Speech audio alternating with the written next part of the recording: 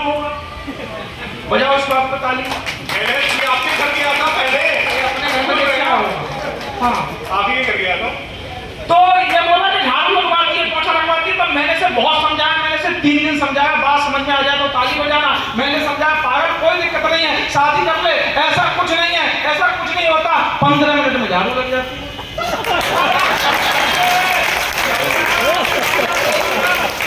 20 minute में पोछा, आधा घंटे में सर बर्तन धो जाते हैं।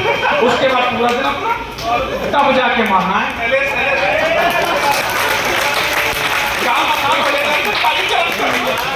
अरे यार ये कह रहे हैं कि वो तुम, मैं सच बताऊं क्या, लेकिन बहन जी मैं सच बता रहा हूँ, मेरी बीवी की मैं बता रहा हूँ, बहुत तगड़ा आदमी हूँ मैं, ऐसा बिल्कुल नहीं हूँ मैं। हाँ मैं अंदर से बहुत हशबुची, जितने भी रस के मिलेंगे सब 250 ग्राम के मिलेंगे आपको। हाँ हमारी ऊर्जा सारी कविता पढ़ने में चली जाती है। सच बता रहा हूँ मैं इतना होशियार, इतना निडर आदमी हूँ। मेरी बीवी की इतनी हिम्मत नहीं है तो मुझसे ये कह सके कि झाड़ू, मैं अपनी मर्जी से काम करता हूँ। मैं सच बता रहा हूँ बहन जी, मेरी बीवी की इतनी हिम्मत नहीं है कि वो कह सके मेरी जब मर्जी होगी तब झाड़ू लगाऊंगा, मेरी जब मर्जी होगी तब पोछा लगाऊंगा। उसकी इतनी हिम्मत नहीं है कि वो ये कह दे पहले पोछा लगा लो बाद में झाड़ू लगाना। ये मेरी निडरता है, मेरी निर्भीकता है। इस बात पर ताली आनी चाहिए, पीछे वाले लोग नहीं बजा रहे हैं।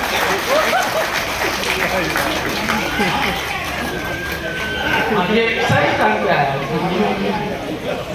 हाँ मैं तो बता रहा हूँ सर, बड़ी स्थितियाँ खराब है। तो अब ये कह रहे थे वो आगरा से आया। सही बात है, मैं आगरा से आया हूँ। आगरा में 3 चीजें बहुत मशहूर है, एक तो पेठा, दूसरा ताजमहल, हाँ तीसरा पागल खाना। सही बात है, पागल खाना मशहूर है। तो हम तो आगरा में 3 तरीके से मना लेते हैं भाई साहब। हम तो 4 पंक्तियां पढ़ता हूँ, काय पाठ शुरू करता हूँ। मैं कहता हूँ कि दिल की प्रोफाइल से डिलीट मार दूंगा, फेसबुक, इंस्टा, ट्विटर सब पे ट्वीट मार दूंगा। और देख मांजा वरना ज्यादा नखरे करेगी तो ईंट मार दूंगा। हम तो ऐसे मना लेते हैं। आगरा के मसलों में मैं यहाँ पर आया, भाई साहब यहाँ तो व्यवस्था बहुत बढ़िया है। आपके हरिद्वार में तो आगरा यहाँ तो व्यवस्था है। मेरे आगरा में कभी आप आइए ताजमहल देखिए और कोशिश करिए ऑटो से जाओ। तो हमारे यहाँ ऑटो नॉर्मली 2 सवारियों के लिए बना होता है, हमारे यहाँ खाते हैं 8, 4 पीछे 4 आगे। और जो उसका वो राइडर ड्राइवर होता है वो बैठता ही वो ऐसे करके, पता नहीं बेस ऑफ सपोर्ट कहाँ रखता है, मेरी तो आज तक समझ में नहीं आता। वो ऐसे चलाएगा भाई साहब। और एक यूपी वालों की खास पहचान है, जैसे ही ऑटो स्टार्ट करेगा सबसे पहले नीचे हाथ डालेगा और बटन दबाएगा डेक का। तो जैसे उसने बटन दबाया, बगल की सवारी उछल गई, क्या कर रहा है? बोला डेक का बटन दबा रहा हूँ। सवारी बोली तो अपना दबाना।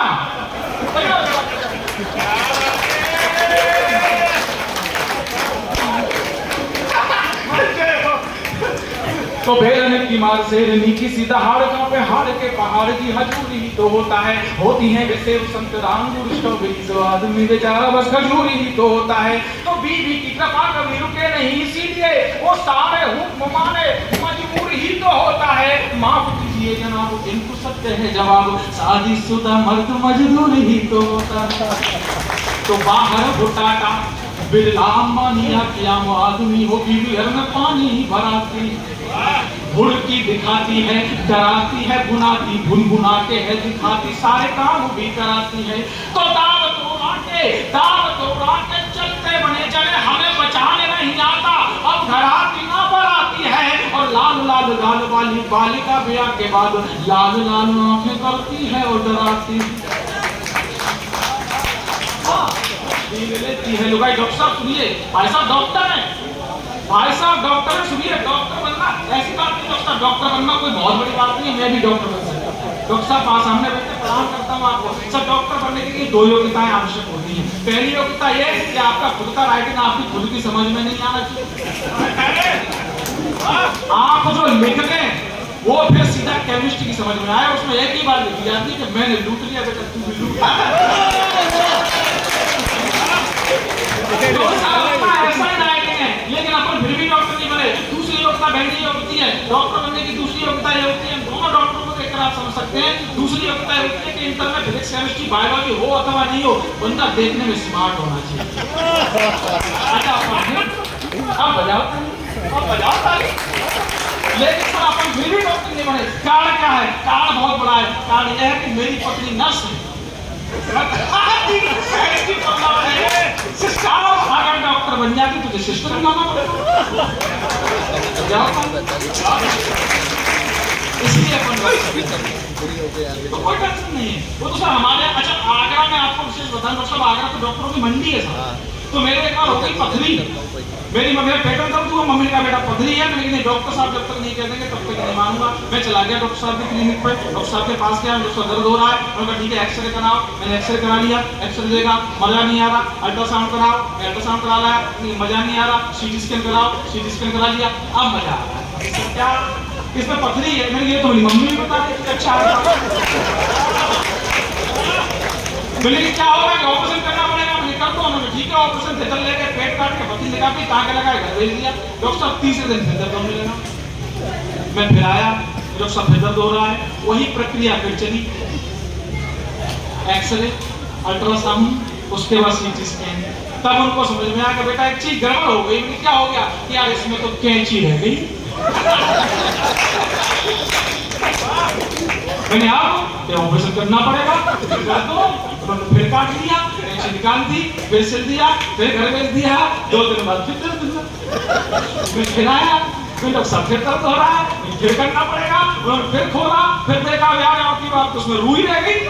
मैंने ये भी निकाल दो, वो भी निकाल दी। डॉक्टर साहब मजे की बात है। अब सुनिए असली बात, फिर मेरे दर्द हुआ, मैं फिर आया, मैंने गुरुदेव अब फिर दर्द हो रहा है, यार फिर देखना पड़ेगा। फिर देखा, मैंने रुक जाओ, अब की बार ऑपरेशन करने से पहले मेरा सुझाव मान लो। मैं मार्केट गया, मैं मार्केट से चेन लेके आया। मैं डॉक्टर में चेन लगा दूं, आपकी जब मर्जी खोल लिया करूं, चीजें लगा लिया।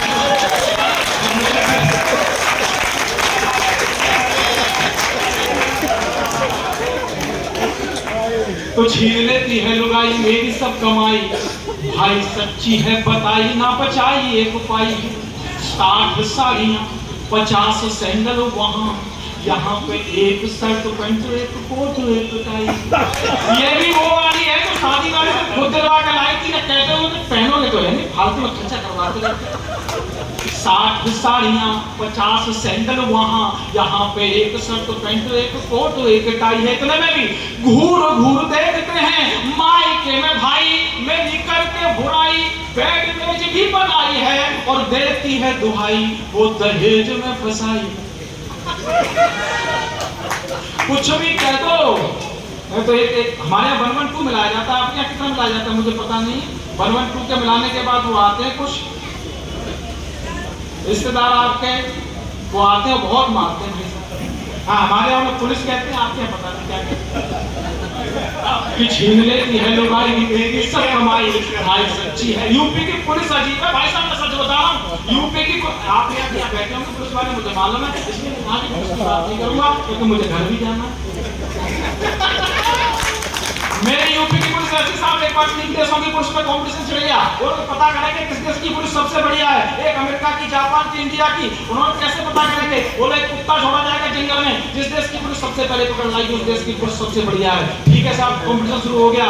अमेरिका की पुलिस गई 4 घंटे में पकड़ लाई, जापान की पुलिस गई रोबोट लेके 2 घंटे में पकड़ लाई, हमारे यूपी के दरोगा लोग गए 4 सिपाही लेके 2 दिन तक वापस नहीं आए। आप उन दोनों देशों की पुलिस उन्हें ढूंढने गई, 2 दिन लगे उसको ढूंढने में। क्यों लगे? क्या कर रहे थे? एक पीपल के पेड़ पर गधे को उल्टा उठा कर पीट रहे थे। पुलिस ने पूछा क्यों पीट रहे हो? बोले हमारा स्टाइल है। बोले कैसा स्टाइल है? बोले यही स्टाइल है कि इस गधे को तब तक पीटेंगे जब तक ये कबूल नहीं कर लेता कि यही कुत्ता है। देखो आगे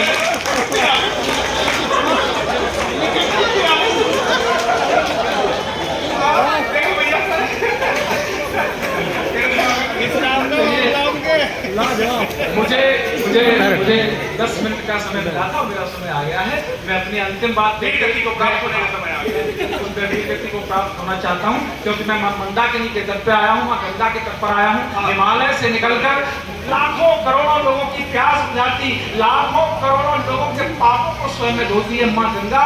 जब जाकर बंगाल की खाड़ी में गिरती है तो इसका एक पावन पुनीत रूप और हरिद्वार क्या नगरी है आपकी। कहते हैं जब राम कथा हो रही होती है तो सब हनुमान जी आकर उस राम कथा को सुनते हैं। आज यहाँ पर कथा सम्मेलन हो रहा है तो कहीं ना कहीं किसी रूप में मां गंगा यहाँ पर